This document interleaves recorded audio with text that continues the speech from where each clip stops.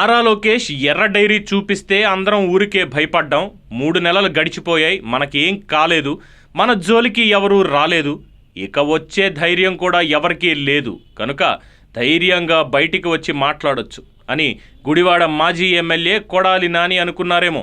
చాలా రోజుల తర్వాత మళ్ళీ మీడియా ముందుకొచ్చి తిరుమల లడ్డూ ప్రసాదం వ్యవహారంలో సీఎం చంద్రబాబు నాయుడిని ఉద్దేశించి తీవ్ర వ్యాఖ్యలు చేశారు.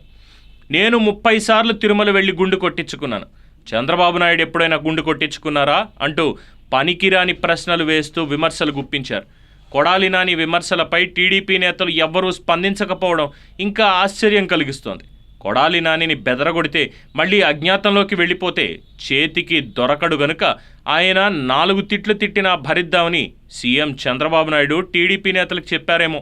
టీడీపీ నేతలు ఎవ్వరూ స్పందించలేదు కనుక వారు ఊహించినట్లే కొడాలి నాని మళ్ళీ మీడియా ముందుకు వచ్చి ఏదో ఒకటి వాగకుండా ఉండరు. ఆయనను చూసి వైసీపీలో మిగిలిన వారు కూడా ధైర్యం తెచ్చుకుని సీఎం చంద్రబాబు నాయుడిని, కూటమి ప్రభుత్వాన్ని విమర్శించేందుకు కలుగుల్లో నుంచి బయటికి వస్తారు.